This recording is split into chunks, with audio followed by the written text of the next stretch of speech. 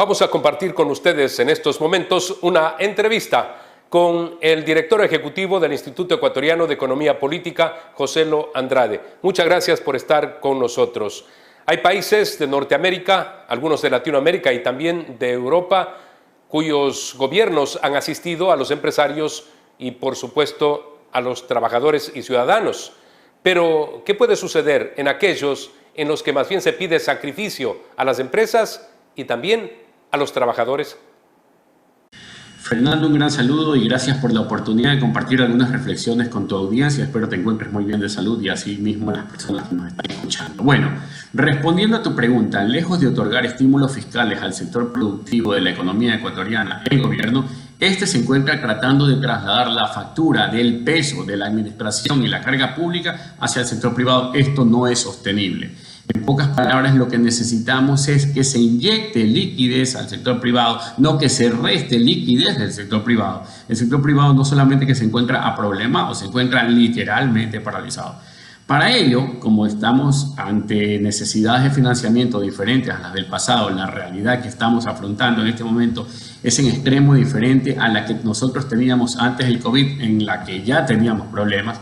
Lo que necesitamos es cambiar el esquema normativo financiero existente para poder atraer a la banca extranjera. Necesitamos más competencia dentro del sector financiero y eso quiere decir tener un marco adecuado para que la banca extranjera venga al país. De tal manera que con ello logramos lo siguiente: logramos financiar al sector productivo, logramos inyectar liquidez a la economía del país y logramos que las tasas de interés bajen, con lo cual la familia ecuatoriana se va a encontrar mucho mejor y podrá más adelante emprender los proyectos que en este momento son necesarios para sacar la economía adelante. Lejos de trasladar la factura del sector público hacia el sector privado, debemos buscar soluciones, sí, creativas, pero no solamente soluciones que parchen parcialmente las circunstancias, sino que resuelvan el problema de la economía del país. Y parte de la solución, una solución sostenible, adecuada y necesaria, es la de integrar financieramente nuestro país al sistema financiero global, trayendo más banca. Eso es lo que necesitamos por ahora y no lo que propone el gobierno. Con estas decisiones, ¿se aleja la posibilidad de inversión nacional y extranjera para el país? Desde luego, Fernando, lejos de aumentar los impuestos para mantener el tamaño del sector público intacto, pese a que la realidad ha cambiado de manera dramática, lo que tenemos que tener como agenda de país es mejorar el entorno, el clima, el ambiente de negocios para que pueda venir la inversión extranjera hacia nuestro país y que incluso la inversión local no se vea tentada a salir a otras fronteras. Es decir, en términos generales, por ejemplo, si nos ceñimos al índice Doing Business, haciendo negocios en América Latina, elaborado por el Banco Mundial, nosotros vemos que la calificación del Ecuador no es la que se necesita para atraer inversión. De entre 190 a casi 200 economías, nosotros estamos ubicados alrededor del puesto 130. En Ecuador es un poco más difícil empezar un negocio, es un poco más difícil el tema del costo de hacer un negocio. Hay más número de trámites para empezar un negocio y en términos generales es más costoso emprender en este país. Pero nosotros lo tenemos claro, si nos ceñimos a ese mismo índice, lo que tenemos que hacer es superar a la media de América Latina. ¿A qué me refiero? Debemos hacer más fácil emprender un negocio, debe tomarnos menos tiempo, tiene que ser menos tramitoso emprender en nuestro país, de tal manera que no es receta desconocida mejorar el ambiente para que la inversión venga. No podemos castigar al inversor, no podemos castigar al empresario, no es dable, tenemos que ser amigos de aquel que hace empresa, tenemos que ser amigos de aquel que quiere invertir en nuestro país y para eso debemos tener un marco amigable que mire con buenos ojos al empresario y que le brinde las garantías que cualquier otra economía le está brindando a ese mismo capital. Nosotros tenemos que pensar que para poder salir adelante, para hacerle frente a la crisis que tenemos el día de hoy entre manos, mucho más que en el pasado, es necesario traer inversión extranjera y no alejarla. El tema de aumentar los impuestos, desde luego que es una medida inadecuada. Si se debilita al sector productivo, ¿cuál es el futuro de la dolarización en el Ecuador? Felizmente, Fernando, la dolarización no se mantiene por decisión de los políticos ni por la decisión de este gobierno. La dolarización se mantiene sencillamente porque los ecuatorianos han decidido utilizar esa moneda como suya. Así de sencillo. Y vamos a estar dolarizados mientras los ecuatorianos decidan utilizar esta moneda. Yo creo que el dólar se ha convertido en la moneda de los ecuatorianos. El dólar, de hecho, presenta muchas ventajas, incluso en este tiempo difícil. Por ejemplo, ante la repentina apreciación del dólar, nuestra moneda, la que utilizamos cotidianamente, nos permite a nosotros comprar con mayor facilidad bienes que se encuentran en el extranjero porque se han vuelto relativamente más baratos. Es decir, dado que el valor del dólar aumentó, el poder adquisitivo de la moneda que nosotros utilizamos ha aumentado, con lo cual podemos comprar bienes de capital y herramientas que son necesarias para hacer el proceso productivo ecuatoriano más barato. Es decir, debemos aprovechar la apreciación del dólar, el hecho de tener una moneda fuerte y de uso global, una moneda de marca mundial, para comprar bienes en el extranjero que nos permitan abaratar el costo de producción ecuatoriana, con lo cual luego, después de un costo de producción más bajo, nos va a permitir tener precios mucho más competitivos con los cuales eventualmente salir a competir en los mercados internacionales. La dolarización o el uso del dólar en el Ecuador presenta múltiples ventajas, entre ellas que incluso si nosotros tuviésemos en este momento moneda local, algún político antojado por miedo, por ignorancia o desesperación, se le prendería el foco y diría, bueno, pues ha llegado el momento de imprimir dinero. ¿Y qué sucedería en ese momento, Fernando?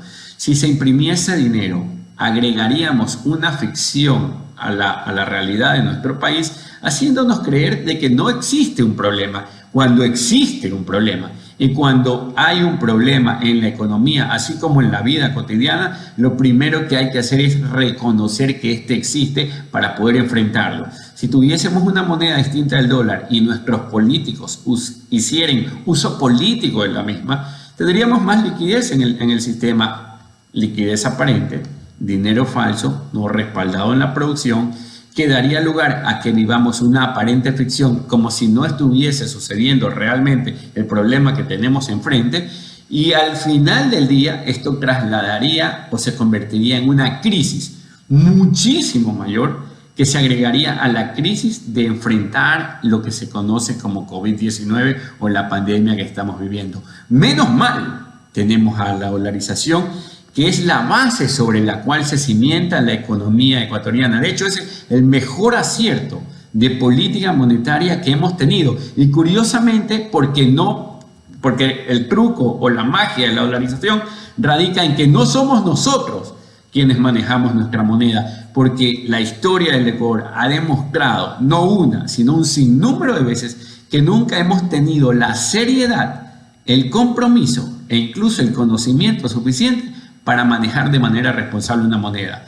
Continuamos el diálogo con el economista Joselo Andrade. ¿Cuál es la salida para el Ecuador, economista?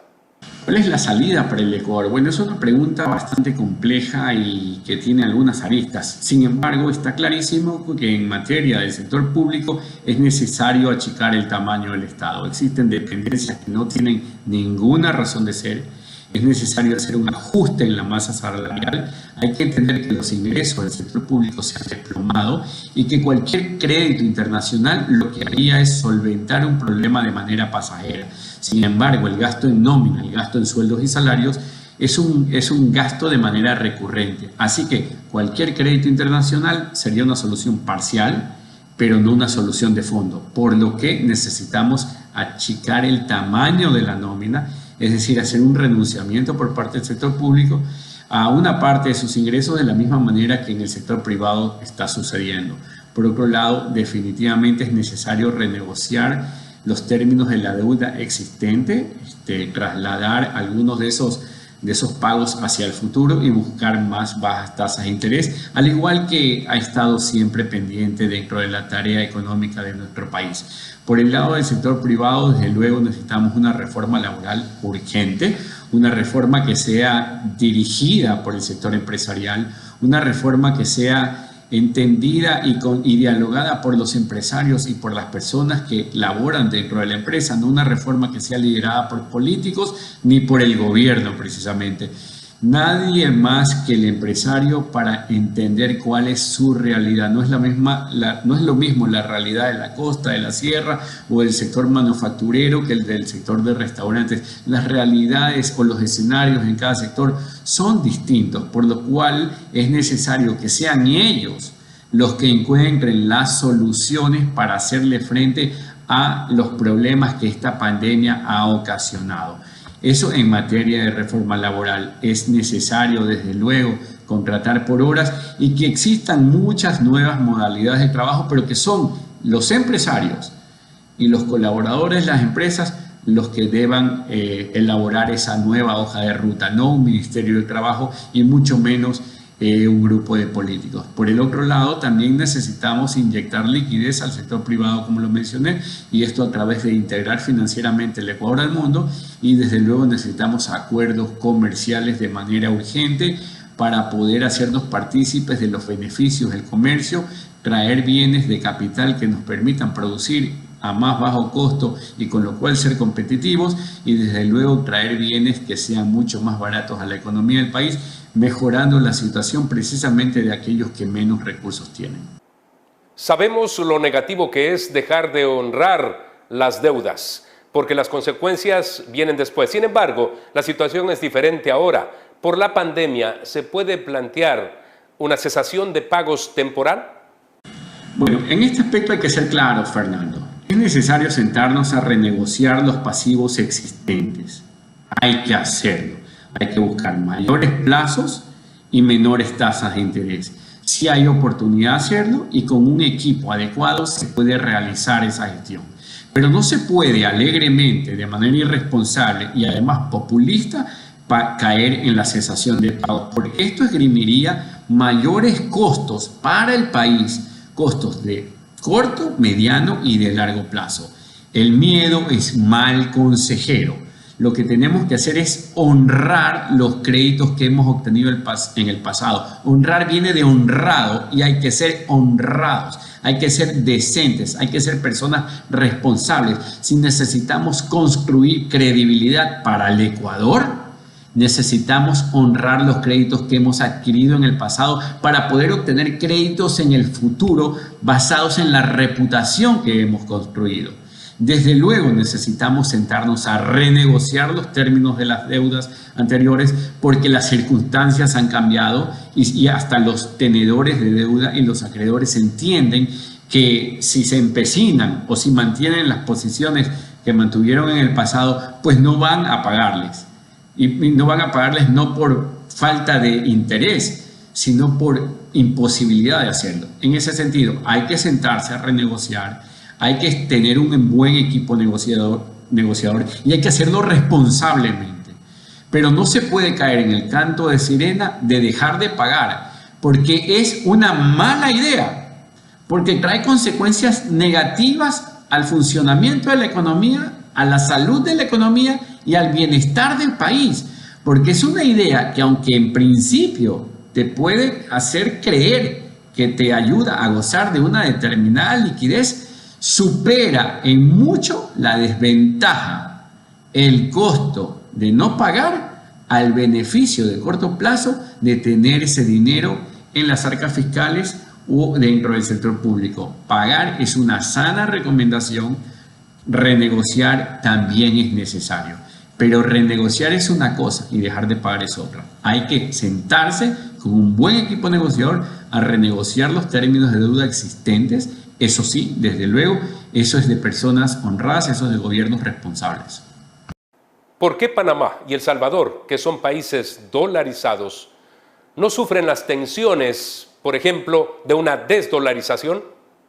Bueno, primero que nada, Panamá es el ejemplo a seguir en materia financiera. Ellos en los años 70 cambiaron el esquema normativo financiero existente y a partir de ese entramado amigable para la atracción de banca extranjera, lograron hacer de Panamá pues el centro financiero por excelencia que es, envidia de la región y de muchos otros países. En realidad, Panamá es el ejemplo y lo que nosotros debemos hacer para traer más bancas hacia el Ecuador es básicamente adoptar la legislación financiera existente en Panamá y olvidarnos del Código Monetario y Financiero que tenemos, que lejos de ayudar, estorba, obstaculiza y presenta mayores problemas a nuestro sector financiero y a nuestra economía en general. Tanto en Panamá como en El Salvador se han hecho las tareas en el campo financiero, se han hecho algunas tareas necesarias para corregir problemas estructurales de su economía. Y mientras en el Ecuador no corrijamos esos problemas que son estructurales, mientras no hagamos la tarea, la buena tarea de la economía, mientras no acompañemos a la prudente, sabia e inteligente decisión de haber dolarizado el Ecuador junto a las reformas que son necesarias para obtener todas las ventajas de este esquema monetario, siempre van a haber personas que confundidas o por ignorancia propongan salir de la dolarización. La dolarización, como bien anoté hace unos minutos, Fernando, es el esquema monetario que los ecuatorianos decidieron hace 20 años. Es la moneda que los ecuatorianos han decidido utilizar para intercambiar. No fue una decisión de políticos, no fue una decisión del gobierno de aquella fecha. Es una decisión que los ecuatorianos tomaron en aquel entonces y que han mantenido durante 20 años porque les ha convenido, porque les ha resultado beneficioso. A la dolarización tenemos que acompañarla con otras reformas para sacar total provecho de este esquema monetario. La dolarización está vigente desde hace 2 décadas. Sin la moneda dólar en el Ecuador, ¿podemos llegar a lo que padece Venezuela? Bueno, una de las grandes lecciones que los ecuatorianos debemos tener claras, Fernando, es que en lo político Ecuador y Venezuela siguieron durante muchísimos años la misma ruta. Recordemos que en Venezuela hubo asamblea constituyente, se cambió la constitución, se concentraron todos los poderes en manos del Ejecutivo, se sobreendeudó al país, hubo irresponsabilidad fiscal, hubo ataques sistemáticos al empresariado y a la libertad de prensa, se atacó a los organismos multilaterales y a los organismos que garantizaban los derechos de las personas a nivel global. En suma, era exactamente el mismo escenario que vivimos en el Ecuador en ese aspecto. En lo que nos diferenciábamos Ecuador de Venezuela era básicamente en el esquema monetario que nosotros teníamos. Por suerte, en el Ecuador Rafael Correa no contaba con la posibilidad de imprimir dinero, es decir, no contaba con esta política monetaria, porque si no hubiésemos tenido una política monetaria revolucionaria, hubiésemos tenido una política monetaria socialista del siglo XXI y con ello, pues al día de hoy, incluso antes de la pandemia, ya hubiésemos tenido hiperinflación, mayores tasas de desempleo y mayores problemas estructurales en la economía. Por suerte, eso no sucedió. Por suerte, no hubo una política monetaria revolucionaria porque el dólar no se encuentra bajo los antojos de los socialistas, ni de los políticos de turno, ni del gobierno de turno. La dolarización ha presentado el mejor esquema defensivo ante la irresponsabilidad y la politiquería, y los ecuatorianos debemos dar gracias a que no se hace política monetaria en nuestro país, porque incluso al día de hoy se presentaría como un peligro más a la situación existente. No vaya a ser que al gobierno se le hubiese ocurrido, si tuviésemos moneda propia, que una alternativa para hacerle frente a esta crisis era imprimir dinero, agregando al problema un problema adicional, logrando como resultado final que tuviésemos una crisis de mayores proporciones y de la cual sería mucho más difícil de salir. Felizmente la dolarización ha cumplido 20 años, no gracias a que los políticos, 21 años creo, no gracias a que los políticos lo desean así, sino gracias a que los ecuatorianos desean que el dólar sea la moneda para transar en sus actividades cotidianas.